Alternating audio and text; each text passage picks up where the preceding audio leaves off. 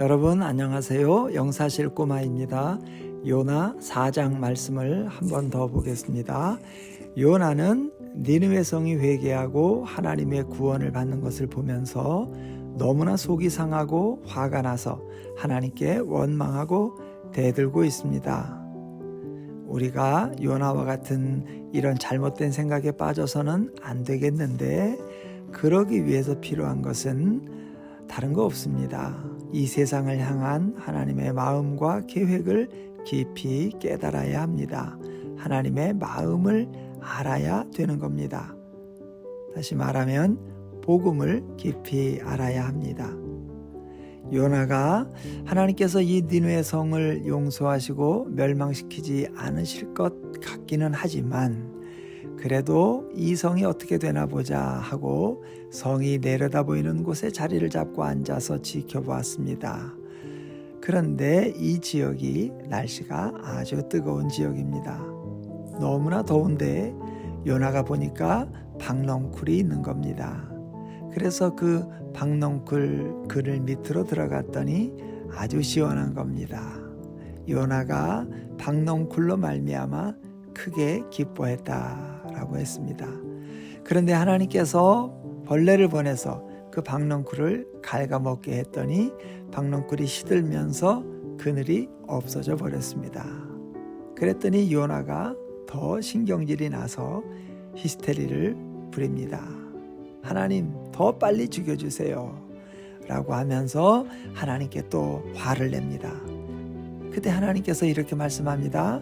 요나야, 네가 심지도 않고 기르지도 않은 이 박넝쿨 죽는 거를 이렇게 아까워하느냐?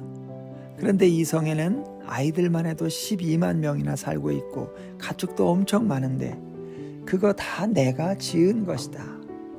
그러니 내가 이 성을 아끼고 구원하려고 하는 거 당연한 거 아니냐라고 말씀합니다.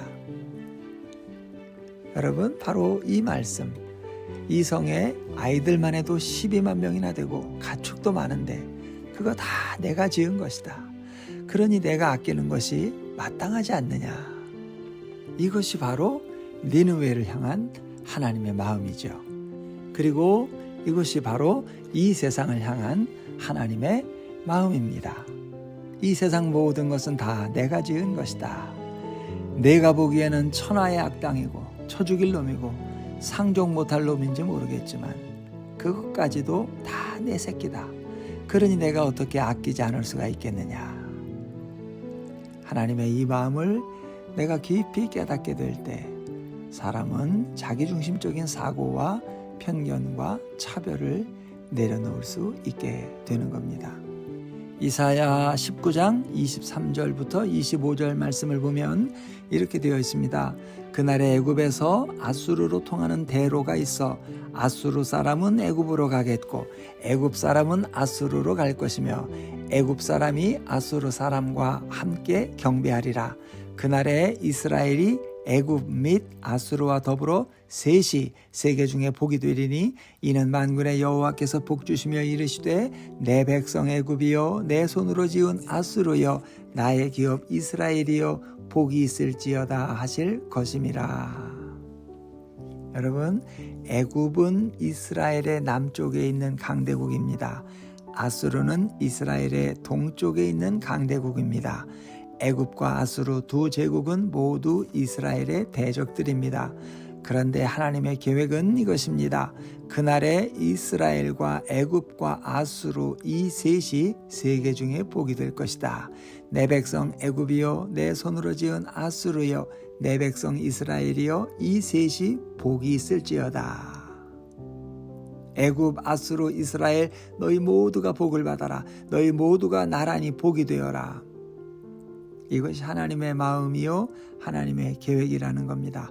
그런 날이 오게 하려고 하나님께서 최초로 아수르에 보낸 선교사가 바로 요나인 겁니다.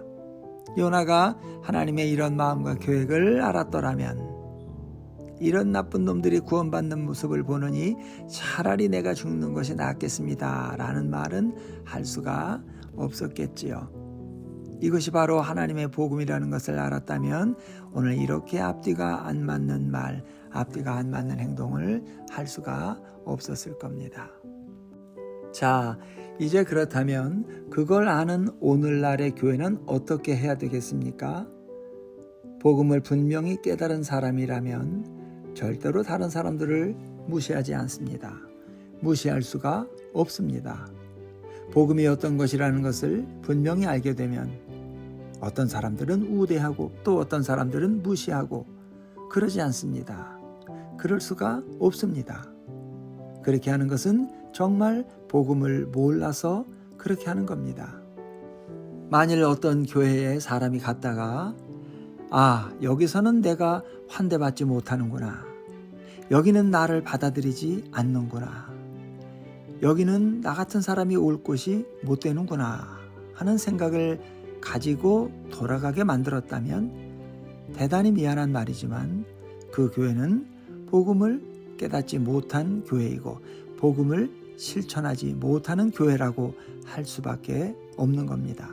아무리 공부를 많이 하고 유식한 사람들이 앉아있다 해도 세상 공부는 많이 했는지 모르지만 그것은 하나님과 복음에 대해서는 잘 모르는 겁니다. 교회는 문턱이 낮아야 합니다. 누구나 와서 환대받는 곳이 되어야 합니다. 가난한 사람, 상처받은 사람, 마음이 슬픈 사람, 빚진 자, 원통한 자, 환난당한 사람들, 가정이 파괴된 사람, 버림받은 사람들, 이제 더 이상 희망이 없다고 아파하고 슬퍼하는 사람들이 진심으로 환영받고 환대받고 진심으로 받아들여지는 곳이 되어야 합니다. 세상 모든 사람들이 찾아와서 진정으로 예수 그리스도 안에서 한 가족이 되고 그분들도 복음의 한 축이 되어서 하나님의 일을 함께 감당하게 하는 곳이 되어야 합니다. 그것이 교회입니다. 교회란 그런 곳입니다.